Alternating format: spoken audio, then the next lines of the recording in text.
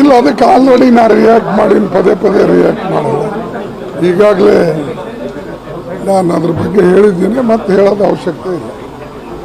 ಲೋಕಸಭಾ ಚುನಾವಣೆ ಸಂಬಂಧಪಟ್ಟಂಗೆ ಸಂಯೋಜಕರ ನೇಮಕಾತಿ ನಡೀತಾರಂತ ಪಕ್ಷದಲ್ಲಿ ಯಾವ ರೀತಿ ಅದರ ಪರಿಣಾಮ? ಇಲ್ಲ, ಈಗಾಗಲೇ ನಾವು ಮಾತಾಡಿದ್ದೇವೆ. ಅದಕ್ಕೂ ನಾನು ಮೊನ್ನೆ ಪ್ರೆಸ್ ಕಾನ್ಫರೆನ್ಸ್ ಮಾಡಿ ಹೇಳಿದ್ದೇನೆ.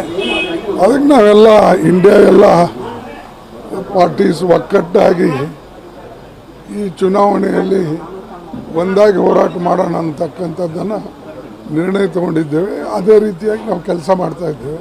ಮತ್ತೀಗ ನಾನು ಡೆಲ್ಲಿಗೆ ಹೋಗ್ತಾ ಇದ್ದೇನೆ. ಇವತ್ತು ಹೋಗಿ ನಾಳೆ ನಮ್ಮದೆಲ್ಲ ಪಾರ್ಟಿದು ಅನೇಕ ಘಟಕಗಳದ್ದು ಮೀಟಿಂಗ್ ಇದೆ. ಆ ಎಲ್ಲ ಘಟಕಗಳ ಮೀಟಿಂಗನ್ನು ಕರೆದು ನಾವು ಏನೇನು ಕೆಲಸ ಯಾರಿಗೆ ಕೊಡಬೇಕು ಅದು ಕೊಡ್ತೇವೆ. ಈಗಾಗಲೇ ನಾವು ಕಾನ್ಸ್ಟಿಟ್ಯೂನ್ಸಿ ವಾಯ್ಸ್ ಅಬ್ಸರ್ವರ್ ಹಾಕಿದೆ, ಸುಮಾರು 500ಕ್ಕಿಂತಲೂ ಮೇಲೆ. ಅದೇ ರೀತಿಯಾಗಿ ಜಿಲ್ಲಾವಾರು ಹಾಕಿದ್ದೇವೆ. ಹೀಗೆ ಇಲ್ಲಿಯೂ ಕೂಡ ಕರ್ನಾಟಕದಲ್ಲಿ ನಾಳೆ ಮೀಟಿಂಗ್ ಇದೆ. ಅವರು ಕೂಡ ಮೀಟಿಂಗ್ ಮಾಡಿ ಇಲ್ಲಿ ಕ್ಯಾಂಡಿಡೇಟ್ಗಳನ್ನು ಯಾವ ರೀತಿಯಾಗಿ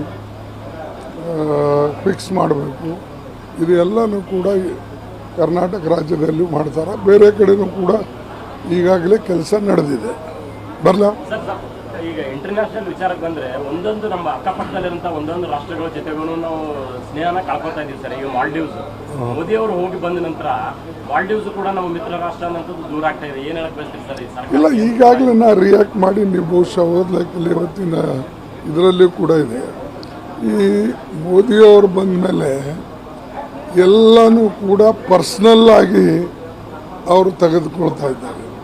ಇದು ಏನಾಗ್ತವೆ ಅಂದರೆ, ಕೆಲವು ವಿಷಯಗಳು ನಾವು ಅಂತಾರಾಷ್ಟ್ರೀಯ ಮಟ್ಟದಲ್ಲಿ ಫಸ್ಟು ನಮ್ಮ ನೇಬರ್ಗಳಿಗೆ ನಾವು ಚೆನ್ನಾಗಿಟ್ಕೊಳ್ಬೇಕು.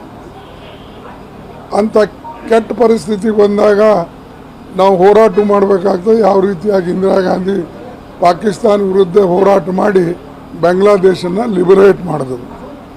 ಆ ರೀತಿಯಾಗಿ ಸಮಯ ಅನುಸಾರವಾಗಿ ನಾವು ನಡ್ಕೊಳ್ಬೇಕು.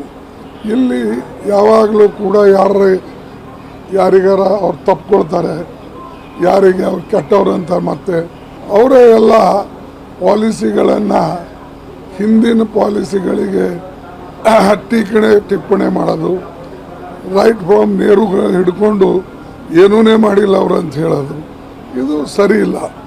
ನಾವು ನಮ್ಮ ನೇಬರ್ಗಳಿಗೆ ಚೆನ್ನಾಗಿ ಇಟ್ಕೊಳ್ಬೇಕು. ಯಾಕಂದರೆ ನೇಬರ್ಗಳು ಬದಲಾಯಿಸ್ಲಿಕ್ಕಾಗಲ್ಲ. ನಿಮ್ಮ ಮನೆ ಪಕ್ಕದಲ್ಲಿ ಯಾರು ಇರ್ತಾರೋ ಇಲ್ಲ ಅವ ಮನೆ ಬಿಡಬೇಕು, ಅದು ಈಸಿ ಇದೆ.